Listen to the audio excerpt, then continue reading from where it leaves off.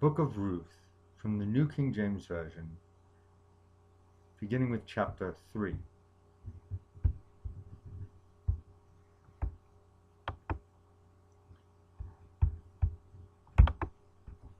Then Naomi, her mother-in-law, said to her, "My daughter, shall I not seek security for you, that it may be well with you?" Now Boaz, whose young women you were with, is he not our relative? In fact, he is winnowing barley tonight at the threshing floor. Therefore wash yourself and anoint yourself. Put on your best garment to go down to the threshing floor. But do not make yourself known to the man until he has finished eating and drinking. Then it shall be when he lies down, that you shall notice the place where he lies, and you shall go in, uncover his feet, and lie down, and he will tell you what you should do. And she said to her, "All that you say to me I will do." So she went down to the threshing floor, and did according to that all that her mother-in-law instructed her.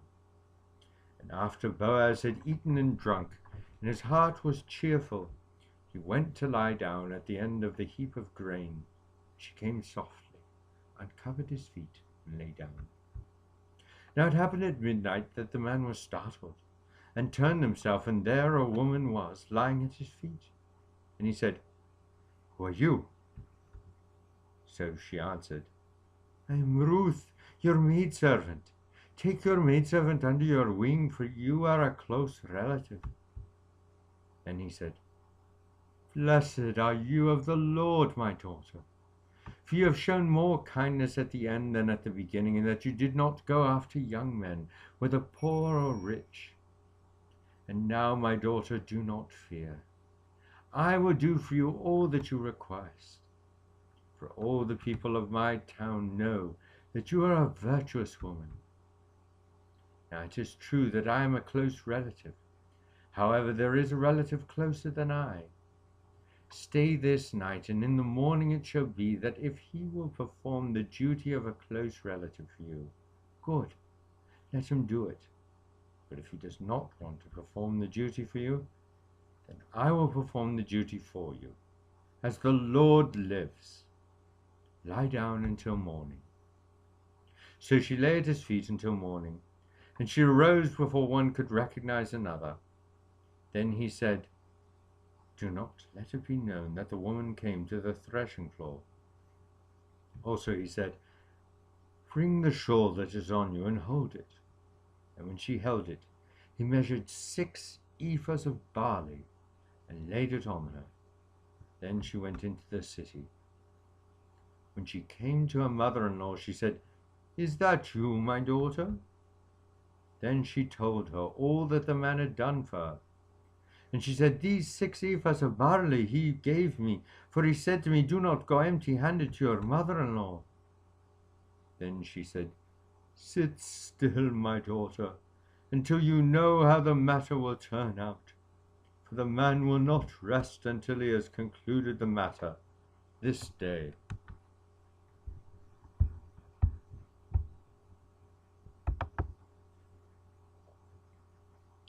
Chapter 4. Now Boaz went up to the gate and sat down there. And behold, the close relative of whom Boaz had spoken came by. So Boaz said, "Come aside, friend, sit down here." So he came aside and sat down. And he took 10 men of the elders of the city and said, "Sit down here." So they sat down. Then he said to the close relative, "Naomi, who has come back from the country of Moab, sold the piece of land which belonged to her brother Elimelech. And I thought to inform you, saying, 'Buy it back in the presence of the inhabitants and the elders of my people. If you will redeem it, redeem it. But if you will not redeem it, then tell me, that I may know, for there is no one but you to redeem it, and I am next after you.' And he said, 'I will redeem it.' And Boaz said, 'On the day you buy the field from the hand of Naomi, you must also buy it from Ruth the Moabitess, the wife of the dead, to perpetuate the name of the dead through his inheritance. And the close relative said, I cannot redeem it for myself, lest I ruin my own inheritance. You redeem my right of redemption for yourself, for I cannot redeem it. Now this was the custom in former times in Israel concerning redeeming and exchanging. To confirm anything, one man took off his sandal and gave it to the other, and this was a confirmation in Israel. Therefore the close relative said to Boaz, Buy it for yourself. So he took off his sandal. And Boaz said to the elders and all the people, You are witnesses this day that I have bought all that was Elimelech's and all that was Kilion's and Mahlon's from the hand of Naomi. Moreover, Ruth the Moabitess, the widow of Mahlon, I have acquired as my wife to perpetuate the name of the dead through his inheritance, that the name of the dead may not be cut off from among his brethren and from his position at the gate. You are witnesses this day. And all the people were at the gate, and the elders said, We are witnesses. The Lord make the woman who is coming to your house like Rachel and Leah, the two who built the house of Israel. And may you prosper in Ephrathah and be famous in Bethlehem. May your house be like the house of Perez, whom Tamar bore to Judah, because of the offspring which the Lord will give you from this young woman. So Boaz took Ruth, and she became his wife. And when he went into her, the Lord gave her conception, and she bore a son. Then the woman said to Naomi,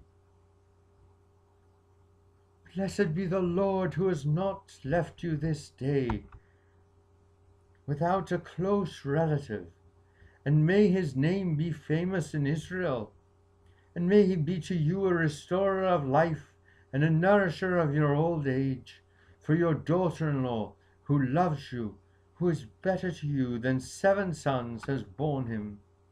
Then Naomi took the child, and laid him on her bosom, and became a nurse to him.